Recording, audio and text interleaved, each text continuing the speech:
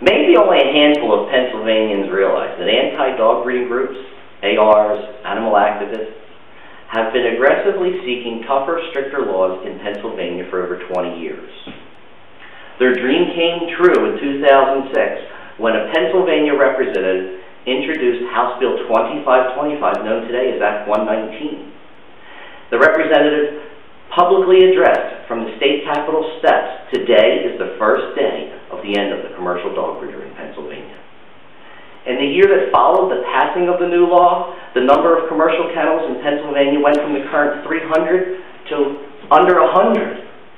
And of those remaining 100 commercial dog kennels, it's expected that half of them are going to go out of business, either voluntarily or by not being able to comply with the extreme excessive new laws. Some of the closed kennels may have been the kennels that the law sought to eliminate anyway, the so-called bad guys, although some very good kennels ended up as unintended victims, unintended consequences. The end result is mission accomplished for those who wrote the law. Two main reasons apply to dog kennel facility closures. First, many did not understand the new law. It doesn't mean they did not want to comply with the new law. It means they didn't understand the new law. This was combined with a fear that the new regulations that would be enacted will make the laws for dog breeding difficult, if not impossible, to comply with. Dog breeders collectively wanted to stay in the business, however, their frustration with the intent of the law greatly differed with the wording of the law. Again, the intent of the law differed with what the wording actually says. Right now, we're working with the department with hopes to clarify that wording.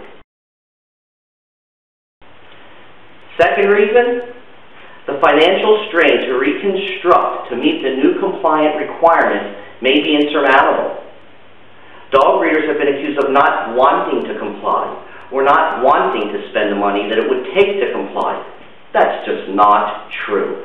Reports have grossly and unfairly underestimated the actual cost to comply. There's a lot of argument over that and a lot of disagreement over that, and it goes back to not understanding what the wording actually means. All the while, no consideration was given to dog breeders as to where is this money going to come from. There seems to be a general opinion that dog breeders just have all this money and credit and resources to rebuild and repay.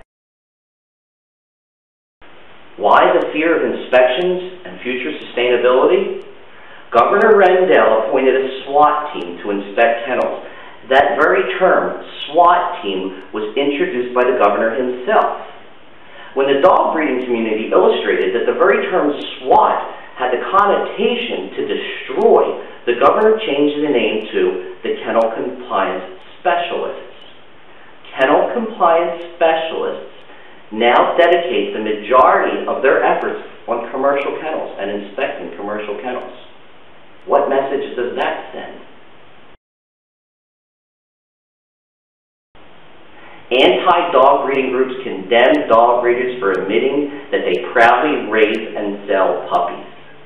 In Pennsylvania, personal and political agendas have decimated a viable and economically stable and honorable way to earn a living. I sell puppies in Pennsylvania has become taboo. We're working to change that. The department would like you to believe that everything I just shared with you is not true. There appears to be a lot of misunderstanding of the intent and the wording of the law.